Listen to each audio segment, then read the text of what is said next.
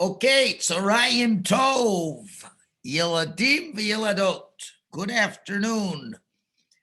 Today is the day we've been waiting for.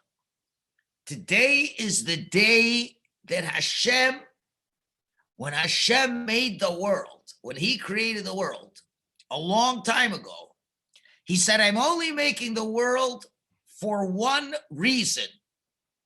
The whole huge world, the earth, the sky, the planets, the stars, everything that you see, Hashem said there's only one reason why I made it. It's so that the Jewish people will get the Torah at Har Sinai and keep the Torah and teach the world how to behave properly. Hashem waited a long time since he made the world. He waited 2,448 years. That's a long time. As we told you yesterday, the non-Jews did not want the Torah, but the Jews took the Torah. And here we go. This is the sixth day, the day we've been waiting for.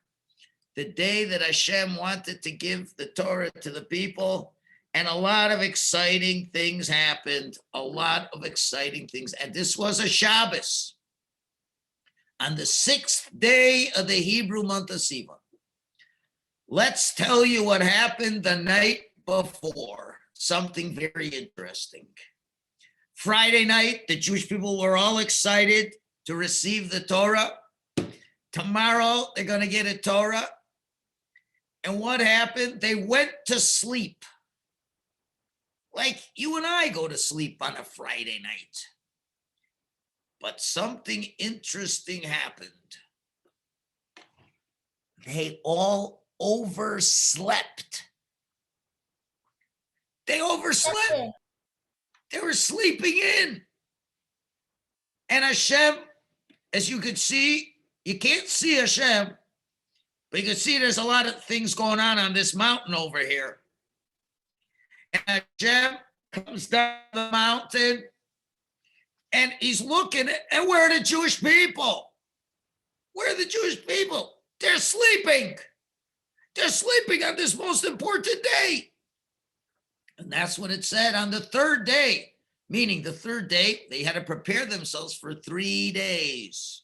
They prepared themselves Wednesday, Thursday, Friday, and then comes Shabbos morning, and there's thunder and lightning, crash, crash, bang, bang, and a big heavy cloud on the mountain. And Hashem says, wake up, you sleepyheads, wake up. And Moshe comes, and all of a sudden, whoa, everybody's in their pajamas. They got to quickly get dressed, and they have to get ready to hear the Torah. And no one ever saw such an amazing thing, and no one will ever see it again. Maybe when Mashiach comes, maybe. And it was on a Shabbos that Hashem comes down with thunder and lightning, and the Jews were scared. Very scared because they never saw. This was even 1,000,000 times more than what they saw at the splitting of the sea. And Moshe wakes them up. He says, guys, it's time to come to the mountain. And you see a lot of Jews around the mountain. You see all around over here. Lots of Jews around the mountain. Lots of Jews around the mountain. And they are shaking. They are scared. This is the scariest thing they ever saw. And then they start getting really scared. And they said to Moshe, I don't know if, I know we said Nasa v'Nishma a couple days ago. I know we said we will do and we will listen. But we didn't know how scary it's going to be. I don't know. I think I'm going to change my mind. I don't know if I want such a scary Torah. And they're getting awfully scared. And Hashem is listening to all of this that's going on. Then I don't know how to explain this, and I don't know how it happened, but only Hashem could do this. You see this big, big mountain over here? This big mountain? What Hashem did was, I don't know how to do it, he lifted up the mountain. He took it off the ground. He took that mountain off the ground. A flying mountain. And what did he do? He put it on top of the Jewish people above their heads. And all the Jewish people, they looked up and they couldn't believe it. The mountain was on top of them. Can you imagine waking up in the morning and you find a mountain over your head? Now, of course, only Hashem can do such things. I have no idea. I couldn't do it. There's a mountain over their heads. And then Hashem says something very scary. He says, I see that you're getting scared. You're chickening out. Hashem says, this is my final offer. Either you're going to take the Torah now, or the mountain's going to drop right on you, and you'll be a big pancake of people, a people pancake. You'll be crushed, and you'll be finished. Uh-oh. So now, this is your choice. You say, no, I don't want it. Boom. You get smashed up. If you say, yes, I want it. Then Hashem says, okay, I'll put the mountain back in its place, and we'll get on with the show. So the Jewish people said, okay, we'll accept the Torah. Now, I know you're wondering, I guess, are the Jews liars? Just before, a couple days before, they said, we're going to do it. And now they said, it's not that they were liars. They were just so scared. They were so scared. They never saw anything like that. So they weren't used to it. And Hashem knew that they wanted to have the Torah, but they had to know how great Hashem is, how powerful Hashem is. And therefore they accepted the Torah. They said they're going to have the Torah. And now Hashem says, okay, Moshe, this is the moment we're looking for. And at that moment, this was the first time ever, and it will never be repeated again, that Hashem spoke to an entire nation, men, women, and children. And he started to talk, and he started to say the first of things he wanted to say. Do you know how many things he's going to say on this mountain? Anybody know how many things, different things he's going to say? Anybody know? Tanah. Oh, I see everyone's flashing 10 fingers. Yeah, you got it. 10 fingers. He's going to say 10 things. I know some people call it the 10 commandments. That's not really true. That's not the right word. We call them in Hebrew, Aseres Hadibros. Aseres Hadibros. The 10 sayings. Hashem said 10 things. And he starts off, this is like really scary. They are so scared now. Oh, here it is. Here's the other picture now. Here it is. You see? See what it's called? Aseres Hadibros. The 10 commandments. But not commandments, the 10 sayings. And Hashem starts with the first one. Where are we up to here? Oh, Hashem says the following. Anochi Hashem Elokecha, I am Hashem your God. Asher Hotzei Sicha Me'eretz Mitzrayim, who took you out of the land of Egypt. Mi Beis Avodim, from the house of slavery. This was the first mitzvah Hashem gave us. You know what this is saying? You have to believe that Hashem exists. You have to believe that there's a Hashem. That's the first thing Hashem said. Now, I can't copy how Hashem speaks. No matter how scary I could sound, there's no way I could copy what Hashem said. But you got to realize Hashem is like, whoa, he's unbelievably enormous, beyond we can understand. And when Hashem said those words, the Jewish people, their souls, everybody's got a soul inside of them, the soul just flew out of them. It flew out and it went to Hashem. And when your soul leaves and their bodies, they all died. Except for Moshe, every Jew died on the spot. Moshe looks, they're not breathing. Why? Did Hashem kill them? Hashem didn't kill them. But Hashem, it's not possible to see Hashem and to hear Hashem and live. It's not possible. We're made out of flesh and blood. Hashem's way beyond that. They just died. So Hashem, what did he do? Hashem brought a little special dew, D-E-W, a holy dew. He spread it on top of the Jews, and they woke up. He brought the dead Jews back to life. All of them. Couldn't believe it. That was the first of the Aseret Adibros. You have to believe that Hashem exists. Now, I want to ask you, boys and girls, just show me your hands. Put your hand up if you believe that Hashem exists. Okay, I'm checking to see if everybody's got their hand up. Okay, that's good. You believe Hashem exists. So there's a lot of things you got to do if you believe that Hashem exists. Give me one example. Who can raise their hand and tell me? If you believe that Hashem exists, how do I know it? What would you do? Let's say there's one person who doesn't not believe Hashem exists. Somebody does. So if you believe Hashem exists, what do you do that the other person does not do? That's a hard question, I know. But Adina thinks she knows the answer. Go ahead, Adina.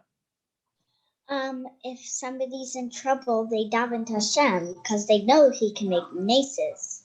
That's a good answer. That's a good answer. So if you believe in Hashem, do you believe more that the doctor's going to make you better or that Hashem is going to help the doctor?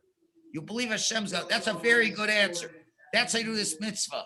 What if you have to work and make money, and the only way you can make money is if you have to work on Shabbos. And if you don't work on Shabbos, you don't get a job. Now, if you believe in Hashem, do you work on Shabbos or not work on Shabbos? What do you say? Yes, Adina? You got to unmute. You wouldn't work on Shabbos because you know Hashem will find you a different job and it will let you, and That's it will, right. and you will, and you're not, and you are not allowed, and they say you can, it's okay if you take off Saturdays or Shabbos. That's a good example. That's a very good example. You would listen to everything Hashem says. Okay, that was the first one. They all died. They just died. And Hashem brought them back to life. Whew, they were really scared. Then Hashem said the second one of the Dibros. Number 2, Lo yelecha Elohim acherim al ponai. Do not believe in other gods.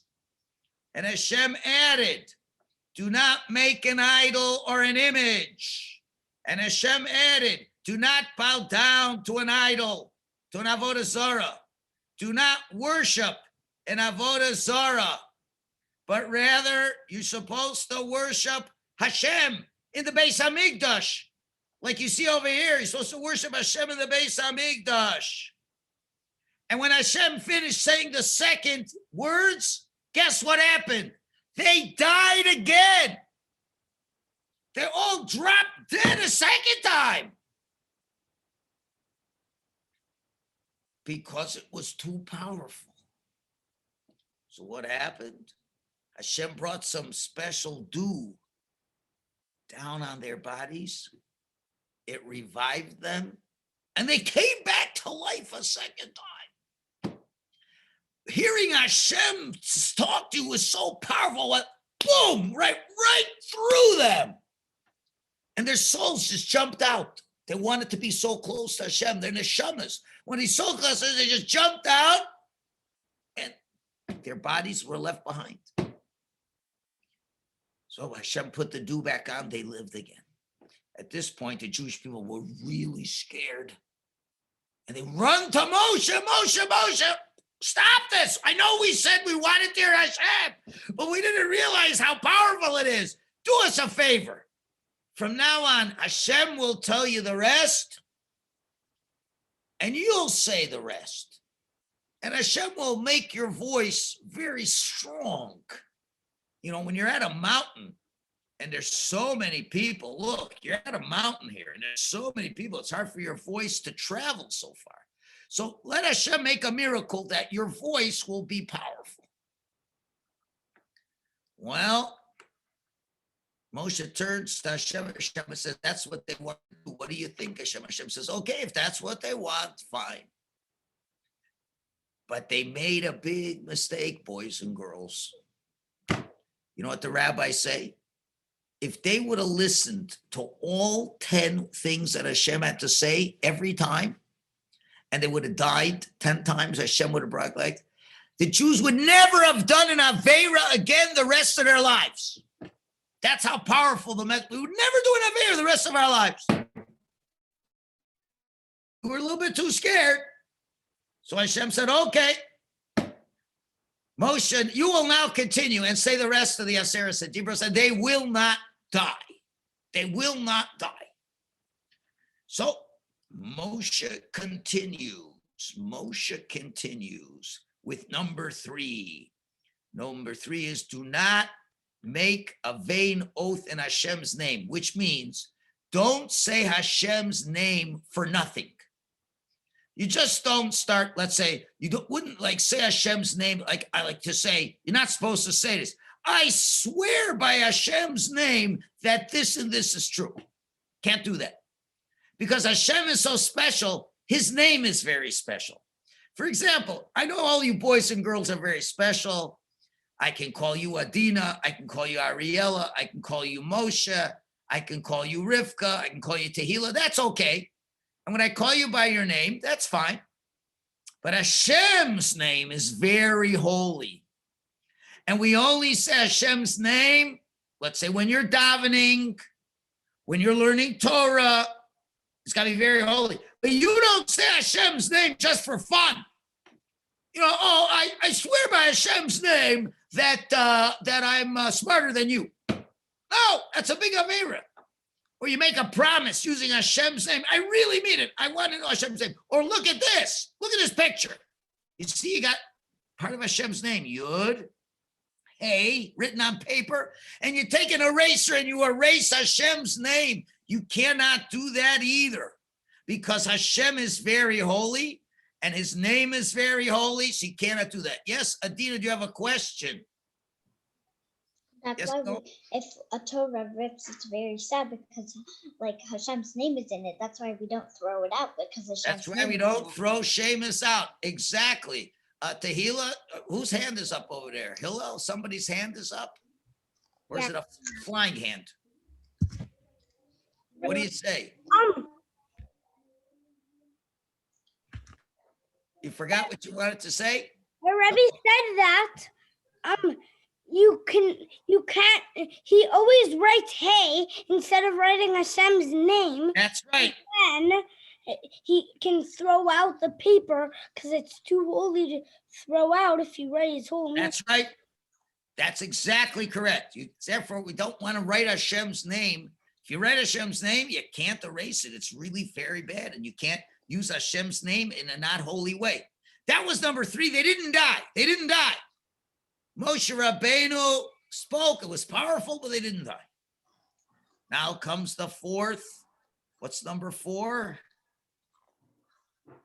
Zohor es yom ha-Shabbos l'kacho. Remember the Shabbos to make it holy. Sheish es yomim tavot. 6 days of the week you work. Vasisa kol malachtach. You do all your work in the 6 days. But on the Shabbos, no work. That was the 4th. And the 5th, whoa, look at this.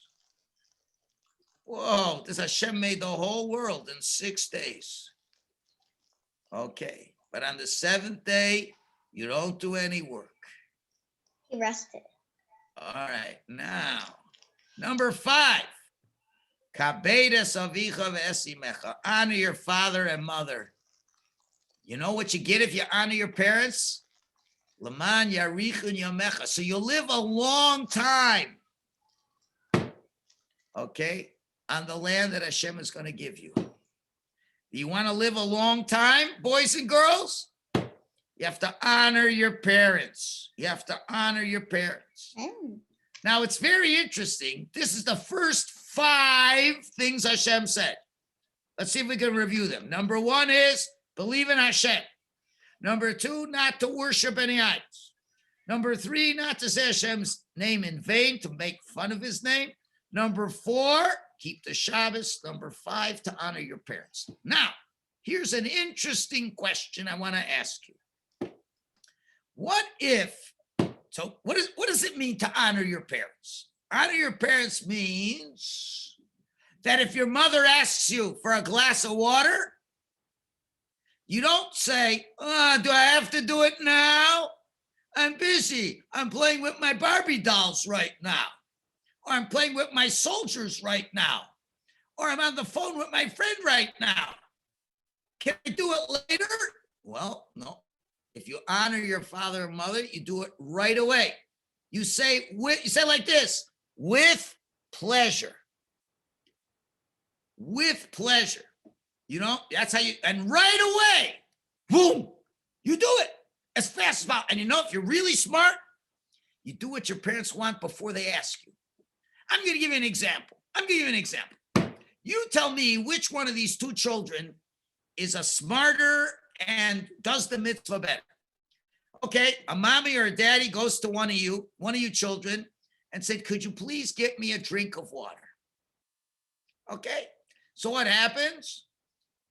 Child goes to the sink, pours some water in the glass, brings the glass of water, and he gives it. Now, second child, next day, goes a different child. Could you get me a glass of water? He says, my pleasure. He goes to the kitchen. Wait a minute. He's not coming back. 5 seconds goes by, 10 seconds goes by, a minute goes by, 2 minutes goes by, 5 minutes goes by. And the Ima's hearing all kinds of noise in the kitchen. But the Ima's busy with other things.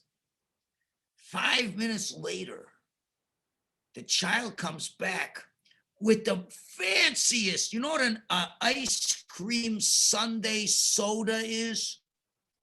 You know what it is? You take milk and you put ice cream in it and you put syrup in it, like really good stuff. And you put it in the blender. And a big, tall glass. It's called a sundae. It's called a milkshake. It's called a milkshake. It takes a long time. It's a lot longer than pouring a glass of water. So the child comes in the room after 5 minutes and brings this. And the Ima says, I didn't ask you for the milkshake. I asked you for water. Why did you bring me a milkshake? So listen to this, boys and girls. The child said, I know you asked me for water because I know you're such a nice mommy. You didn't want to trouble me so much.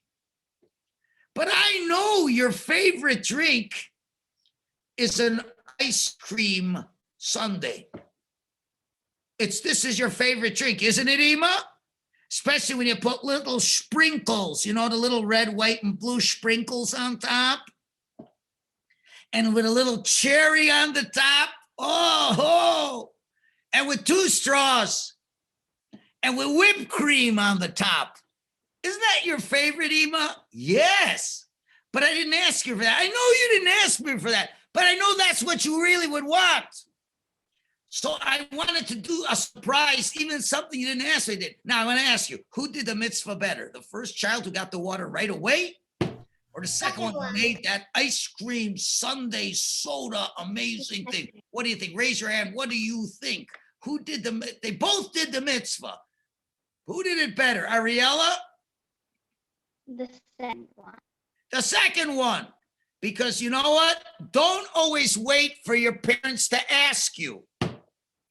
Just do what you think they want you to do.